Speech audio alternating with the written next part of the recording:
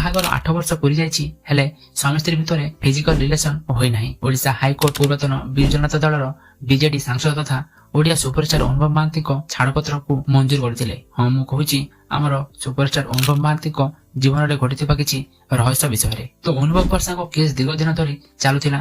ଶେଷରେ ଦୁହିଁଙ୍କ ଭିତରେ ଥିବା ବିବାଦରେ ପୂର୍ଣ୍ଣଚ୍ଛେଦ ପଡ଼ିଥିଲା। ଦୁହିଁଙ୍କ ସମ୍ପର୍କ ଚିରଦିନ ପାଇଁ ଭାଙ୍ଗି ଯାଇଥିଲା। ତେବେ ଚାଲନ୍ତୁ କଣ ହୋଇଥିଲା ଦୁହିଁଙ୍କ ଭିତରେ ପୁରା ଡିଟେଲ୍ସରେ ଜାଣିବା। ତ ହାଇକୋର୍ଟ ନ୍ୟାୟିକାର ଅରିନ୍ଦମ ସିହ୍ନା ଆଉ ନ୍ୟାୟମୂର୍ତ୍ତି ଶିବଶଙ୍କର ମିଶ୍ରା ଖଣ୍ଡପୀଠ ପରିବାର ଆଦାଲତ ପ୍ରଥମ ଶୁଣାଣିକୁ ରଦ୍ଦ କରିଥିଲେ, ଯେଉଁଥିରେ ସେହି ବର୍ଷ ସେପ୍ଟେମ୍ବରରେ ଅନୁଭବ ମହାନ୍ତିଙ୍କ ଆପ୍ଲାଇକୁ ଖାରଜ କରିଥିଲେ। ଅନୁଭବ ମହାନ୍ତିଙ୍କ ଓକିଲ ହାଇକୋର୍ଟରେ ରାୟ ଆସିଲା ପରେ କହିଲେ, ଖଣ୍ଡପୀଠରେ ସ୍ପଷ୍ଟ କହିଥିଲେ ଯେ ଅନୁଭବ ମହାନ୍ତିଙ୍କ ସହିତ ତାଙ୍କ ସ୍ତ୍ରୀ କ୍ରୂରତା ବ୍ୟବହାର କରିଥିଲେ, କାରଣ ସେ 2014ରେ ଯେତେବେଳେ ବିବାହ କରିଥିଲେ ସେହି ବିବାହରେ ସେତେଟା ସାଟିସ୍ଫାଇଡ୍ ନଥିଲା। ସେଥିପାଇଁ ଉଚ୍ଚ ନ୍ୟାୟାଳୟରେ ହିନ୍ଦୁ ବିବାହ ଅଧୀନରେ 1955 ଧାରା 13 IB ତହେତ ଏହି ବିବାହକୁ ଖଣ୍ଡନ କରିବାକୁ ଆଦେଶ ଦେଇଥିଲେ। ତ ବିବାହର 2 ବର୍ଷ ପରେ ବିବାଦ ଦେଖା ଦେଇଥିଲା କଣ ପାଇଁ? ତେବେ ଚାଲନ୍ତୁ ଏହାର ବିଷୟରେ ବି ଟିକେ ଜାଣିନେବା। ତ ଅନୁଭବ ମହାନ୍ତି ଓଡ଼ିଆ ଫିଲ୍ମ ଦୁନିଆର ଲୋକପ୍ରିୟ ଅଭିନେତା ବୋଲି ଆମେ ଜାଣିଛୁ।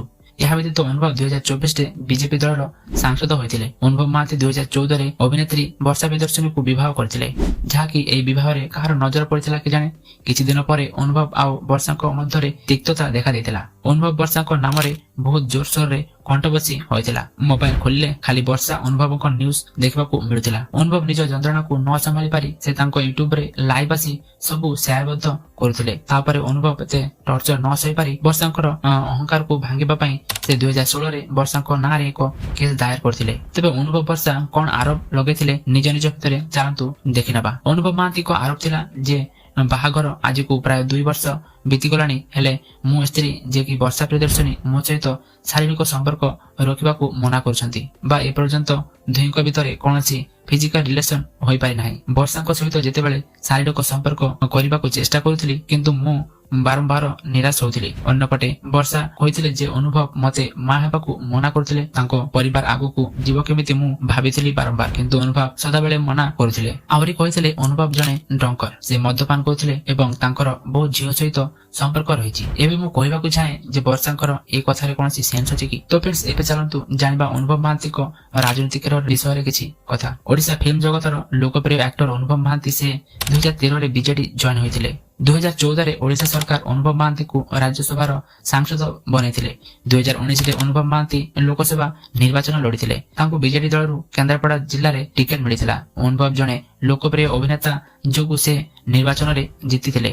ତାପରେ ସେ କେନ୍ଦ୍ରାପଡ଼ା ଜିଲ୍ଲାର ସାଂସଦ ହୋଇଥିଲେ। ଏହା ଭିତରେ ବର୍ଷା ଅନୁଭବଙ୍କ କଣ୍ଟ୍ରୋଭର୍ସି କିନ୍ତୁ ଜୋରସୋରରେ ଚାଲୁଥିଲା। ଅନୁଭବ ମହାନ୍ତି ଜୁଲାଇ 2020ରେ ପତ୍ନୀ ବର୍ଷା ପ୍ରିୟଦର୍ଶିନୀଙ୍କ ନାଁରେ କୋର୍ଟରେ ଡିଭୋର୍ସ ଆର୍ଜି କରିଥିଲେ। ତାପରେ ପରେ ବର୍ଷା ମଧ୍ୟ ଅନୁଭବଙ୍କ ନାଁରେ ଘରେ ହିଂସା ମାମଲାକୁ ନେଇ ଏଫଆଇଆର ଦର୍ଜ କରିଥିଲେ। ବର୍ଷା ସୁପ୍ରିମକୋର୍ଟରୁ ସେ କେସ୍କୁ କଟକ ଟ୍ରାନ୍ସଫର କରିଥିଲେ। ଏଠାରେ ଦୁହିଁଙ୍କ କେସ୍ ଚାଲୁଥିଲା। ତ ଫ୍ରେଣ୍ଡସ୍, ଏବେ ଟିକେ ବର୍ଷା ପ୍ରିୟଦର୍ଶିନୀଙ୍କ ବିଷୟରେ ଜାଣିବା। ବର୍ଷା ଜଣେ ପଇସାର ଆକ୍ଟ୍ରେସ୍। ସେ ବଙ୍ଗାଳୀ ଆଉ ଓଡ଼ିଆ ଫିଲ୍ମରେ କାମ କରନ୍ତି। ବର୍ଷା ପ୍ରିୟଦର୍ଶିନୀ ସୋସିଆଲ ୱାର୍କର ପାଇଁ ମଧ୍ୟ ଫେମସ।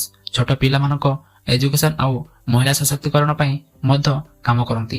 ଅନୁଭବ ମହାନ୍ତି ପତ୍ନୀଙ୍କ ସହିତ ବିବାଦ ପରେ ତାଙ୍କର ଦୁଃଖ ସୋସିଆଲ ମିଡିଆରେ ପ୍ରକାଶ କରିଥିଲେ। ଯେତେବେଳେ ଛାଡ଼ପତ୍ର ମାମଲା ଚାଲୁଥିଲା ସେତେବେଳେ ଗୋଟେ ଭିଡିଓ ପୋଷ୍ଟ କରି କହିଥିଲା ଯେ ଆମର ବାହାଘର 8 ବର୍ଷ ବିତିଗଲାଣି, ହେଲେ ତାଙ୍କ ପତ୍ନୀ ସହିତ ଏପର୍ଯ୍ୟନ୍ତ ଶାରୀରିକ ସମ୍ପର୍କ ହୋଇନାହିଁ। ଅନୁଭବ ଯେତେବେଳେ ତାଙ୍କ ପାଖକୁ ଯିବା ପାଇଁ ଚେଷ୍ଟା କରେ, ହେଲେ ତାକୁ ଇଜ୍ଜତ ଦେଉନଥିଲେ ବର୍ଷା। ସେ ଆହୁରି ମଧ୍ୟ କହିଥିଲେ ଯେ ମୁଁ ବହୁତ ଡିପ୍ରେସନରେ ମୋ ଦିନ କଟୁଥିଲା। ମୁଁ ମୋ ପତ୍ନୀଙ୍କ ଠାରୁ ଦୂରେଇ ଯିବାକୁ ଚାହେଁ, ମତେ ଡିଭୋର୍ସ ଦରକାର। କିନ୍ତୁ କେସ୍ ଏବେ କୋର୍ଟରେ ଅଛି। ଏହି କେସ୍ ଅନୁଭବ ବର୍ଷା ମାସ ମାସ ଧରି କୋର୍ଟ ଟୁ ହୋମ କରି ଫାଇନାଲି ଅନୁଭବ ମହାନ୍ତି ବର୍ଷାଠୁ ଅଲଗା ହେବା ପାଇଁ କୋର୍ଟରୁ ଅନୁମତି ମିଳିଥିଲା। ତ ଗତ ଡିସେମ୍ବର 21, 2023ରେ କୋର୍ଟ ଏକ ବଡ ରାୟ ଶୁଣାଇଥିଲେ। ଏହି ରାୟ ଶୁଣିବା ପାଇଁ ଅନୁଭବ ମହାନ୍ତି 4 ବର୍ଷ ଅପେକ୍ଷା କରିଥିଲେ। ଏଥିରେ ପ୍ରଶ୍ନ ଉଠୁଛି ଯେ ଅନୁଭବଙ୍କ ଡିଭୋର୍ସ ପଛରେ କାହାର ହାତ?